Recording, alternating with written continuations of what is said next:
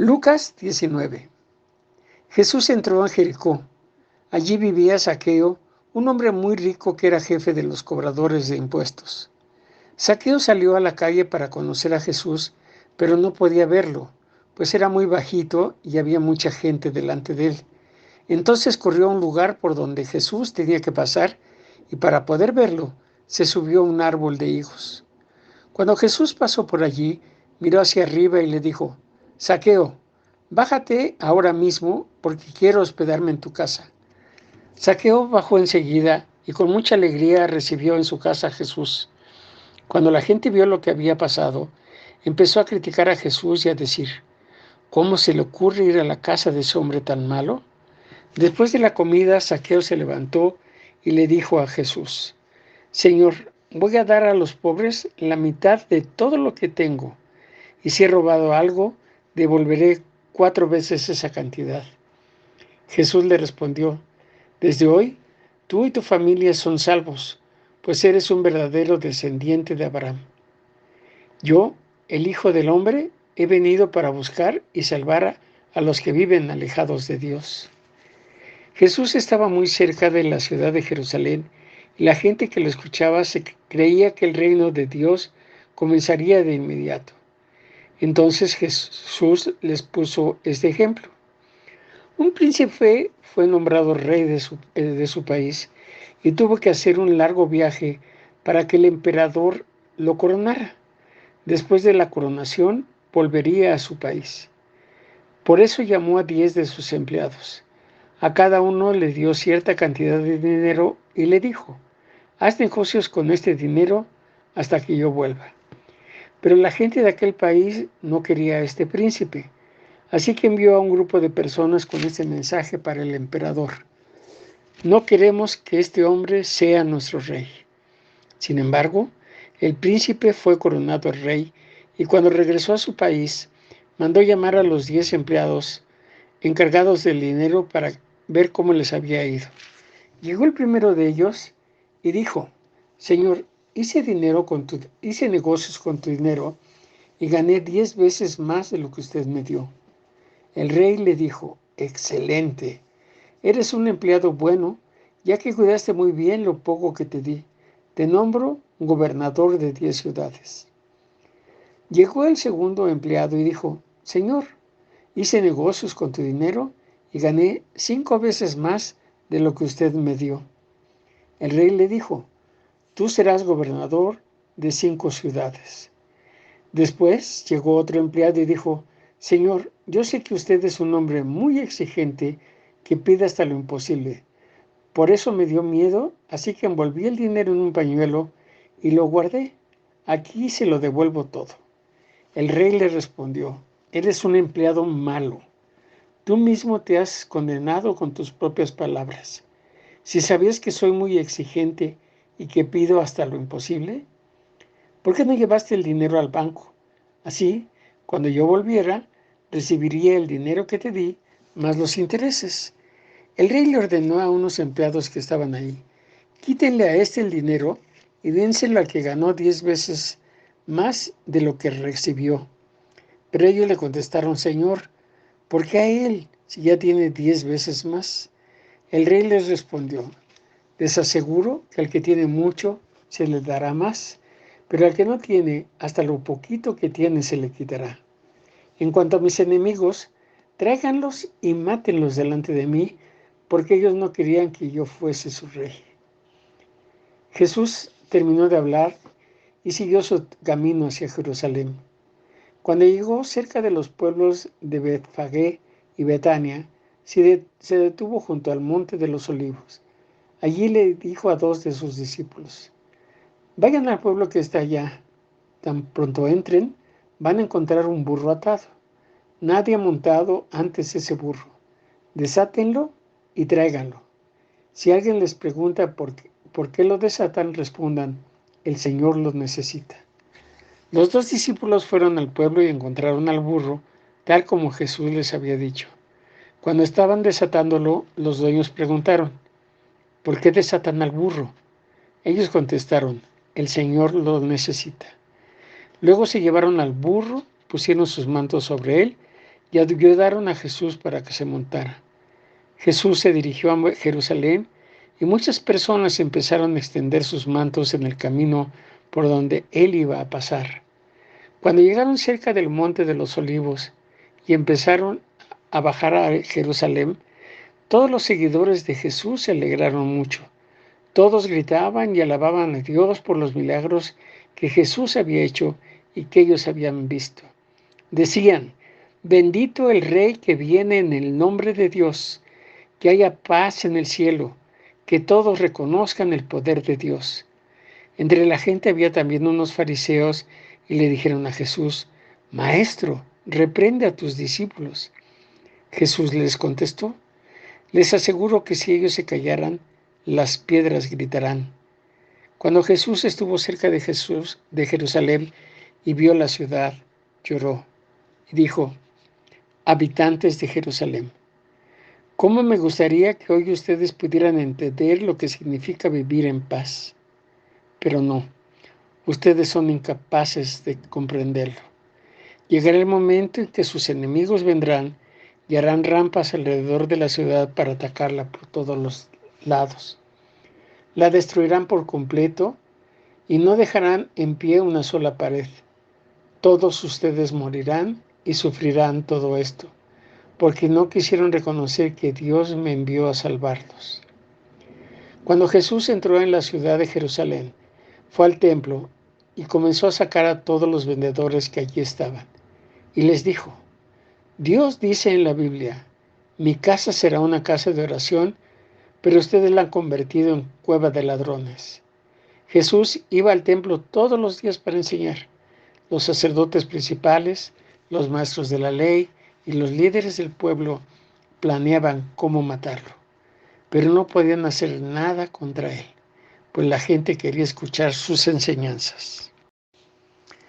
Números 11. Los israelitas siempre se quejaban con Dios por los problemas que tenían. Cuando Dios oyó sus quejas, se enojó mucho y prendió un fuego alrededor del campamento. La gente empezó a gritar y a pedirle ayuda a Moisés. Entonces Moisés rogó a Dios por ellos y el fuego se apagó. Por eso llamaron a ese lugar Taberá, que quiere decir incendio. Lo llamaron así para recordar que Dios se había enojado allí contra ellos. Cada noche el maná y el rocío del cielo caían juntos. El maná era pequeño como la semilla del cilantro y amarillo como la resina. Por la mañana la gente salía al campo a recogerlo. Luego lo molía, lo cocinaba y hacía panes con él. El maná tenía un sabor parecido al del pan de harina con aceite. Sin embargo, entre los israelitas había mucha gente de otros pueblos que solo se preocupaban por comer. Los israelitas se dejaron llevar por ellos y empezaron a llorar y a decir: ojalá pudiéramos comer carne. ¿Se acuerdan del pescado que comíamos gratis en Egipto? Y qué sabrosos eran los pepinos, los melones, los puerros, las cebollas y los ajos que allí comimos. En cambio, ahora nos estamos muriendo de hambre y lo único que vemos es maná. Moisés se dio cuenta de que todos los israelitas lloraban a la entrada de sus tiendas y se molestó porque sabía que esto haría enojar mucho a Dios. Por eso le preguntó a Dios: yo soy tu servidor, ¿por qué me tratas mal y me obligas a soportar a este pueblo? Yo no soy su padre ni su madre. No tengo por qué cargar con ellos y llevarlos al territorio que tú les vas a dar. Ellos vienen a mí llorando y me piden carne. ¿De dónde voy a sacar tanta carne para que coma todo este pueblo? Por mis propias fuerzas yo solo no puedo llevar a este pueblo. Es demasiado trabajo para mí. Si vas a seguir tratándome así, mejor quítame la vida. Me harías un gran favor. Ya tengo suficientes problemas con esta gente. Dios le respondió a Moisés: reúne de entre el pueblo a 70 ancianos que sean líderes. Llévalos al santuario y que esperen allí. Yo bajaré entonces y te hablaré. Pondré en los ancianos una parte del espíritu que está en ti para que te ayuden a dirigir al pueblo. Así no tendrás que hacerlo todo. Y luego Dios le dijo a Moisés: dile al pueblo que mañana comerán carne, pero primero deben purificarse. Diles que ya escuché su llanto y sus quejas y que andan diciendo: queremos comer carne, estábamos mejor en Egipto. Yo les voy a dar carne. Y no solo un día, ni 2, ni 5, ni 10, ni 20. Voy a darles carne todo un mes hasta que se cansen de comerla, hasta que les dé asco y se les salga por las narices. Ese será su castigo por haberme rechazado y no reconocer mi presencia entre ustedes. Esto les pasará por haberse quejado y por decir: mejor nos hubiéramos quedado en Egipto. Y Moisés respondió: Dios mío, ¿de dónde vas a sacar tanta carne para darles de comer todo un mes? Son como 600,000 hombres, sin contar a las mujeres. Aun si matáramos todas las vacas y ovejas que traemos, o les diéramos todos los peces del mar, no habría bastante para todos. Pero Dios le dijo a Moisés: ¿tú crees que no puedo hacerlo? Pues ahora verás si cumplo o no con mi palabra. Moisés fue a comunicarle al pueblo lo que Dios le había dicho. Luego reunió a 70 líderes y los puso alrededor del santuario. Dios bajó en la nube y habló con Moisés. Luego hizo lo que le había prometido. Puso en los líderes el espíritu que había en Moisés y ellos empezaron a comunicar mensajes de parte de Dios. Esto sucedió una sola vez. Había 2 hombres del grupo de los 70, llamados Eldad y Medad, que se habían quedado en el campamento, y aunque estaban allí, el Espíritu también vino sobre ellos y empezaron a profetizar. Un muchacho fue corriendo a contárselo a Moisés. Josué, que desde joven era ayudante de Moisés, estaba allí. Al oír al muchacho dijo: Moisés, mi señor, no los deje usted profetizar. Pero él respondió: no sea celoso ni envidioso. Ya quisiera yo que todo el pueblo de Dios recibiera su espíritu y profetizara. Después de eso, Moisés y los líderes regresaron al campamento. Dios hizo de que desde el mar soplara un viento muy fuerte.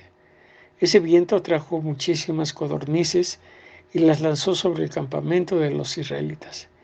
Eran tantas que se podía caminar todo un día por el campo y encontrarlas amontonadas a casi 1 metro de altura. La gente se la pasó juntando codornices todo ese día y toda la noche y el día siguiente. El que menos codornices juntó hizo 10 montones, y algunos hasta pusieron a secar codornices alrededor del campamento. Todavía no acababa la gente de comer codornices cuando Dios se enojó con ellos. Los castigó tan duramente que muchos murieron. Por eso llamaron a ese lugar Kijabrot Hatabá, nombre que significa tumbas del apetito, porque allí el pueblo enterró a los que solo pensaban en comer. De allí el pueblo se fue a Hazeroth, en donde se quedó por algún tiempo. Salmos 64. Dios mío, escucha mi queja. No dejes que mis enemigos acaben con mi vida. Son una banda de malvados, son una pandilla de malhechores. Escóndeme de sus planes secretos. Sus palabras hieren como espada afilada. Sus palabras matan como flechas envenenadas. Se esconden y desde allí disparan contra la gente inocente. No tienen miedo de nada ni de nadie. Disparan sin que nadie se lo espere. Cuando hacen sus planes malvados, se animan los unos a los otros. Piensan dónde esconder sus trampas y creen que nadie los verá. Planean muy bien sus maldades y creen tener el plan perfecto. Piensan que nadie los descubrirá. Por eso, sin que lo esperen, Dios les disparará sus flechas y caerán heridos de muerte. Su propia lengua será su ruina y quienes los vean acabarán burlándose de ellos. El mundo entero alabará a Dios, hablará de sus acciones y llegará a entenderlas. Que se alegre la gente buena por todo lo que Dios ha hecho. Que todos los justos lo alaben y pongan en Él su confianza. Lucas 20.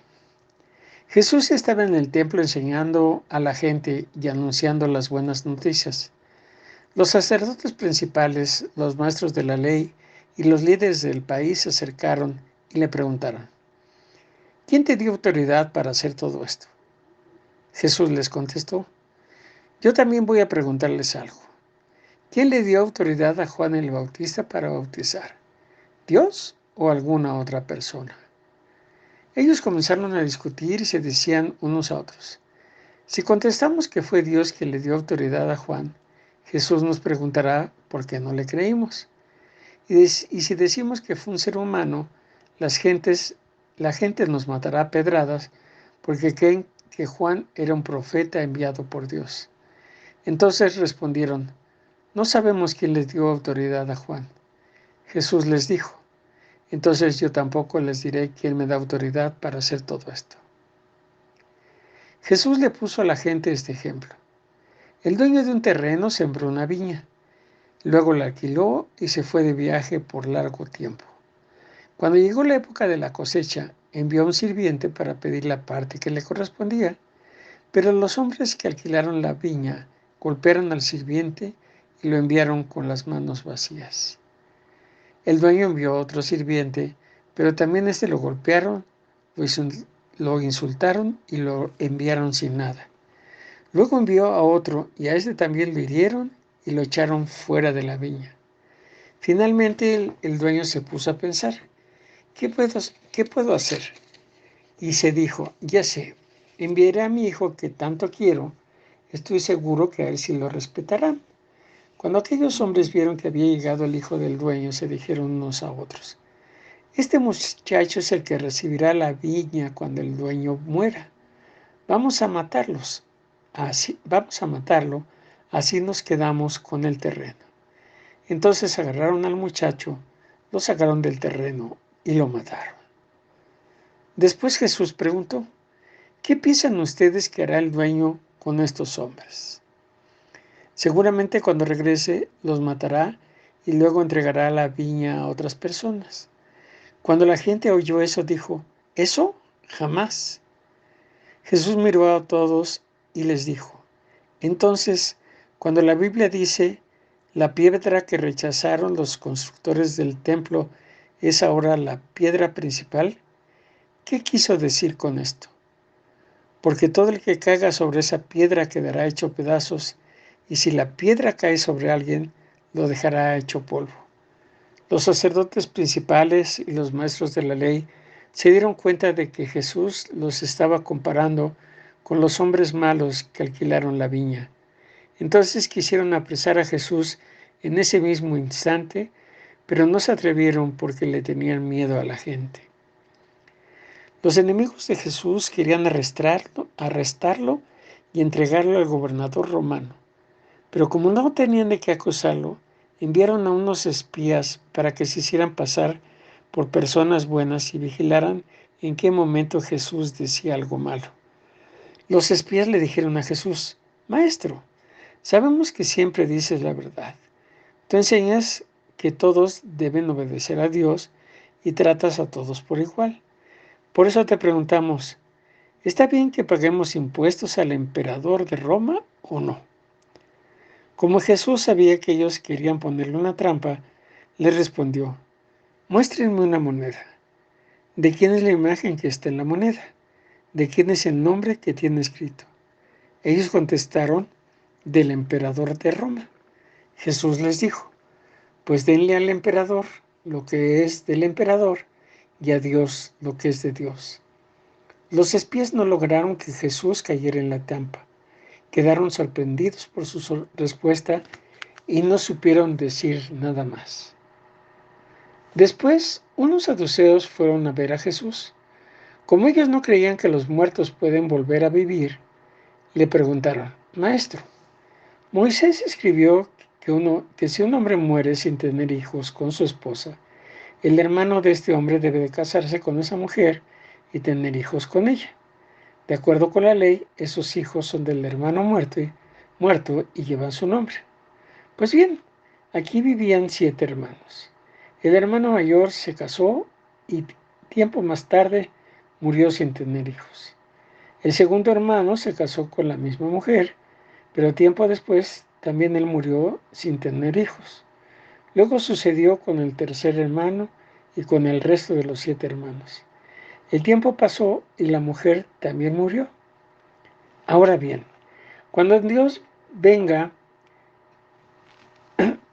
cuando Dios haga que todos los muertos vuelvan a vivir, ¿de quién será esposa esta mujer si estuvo casado con los 7?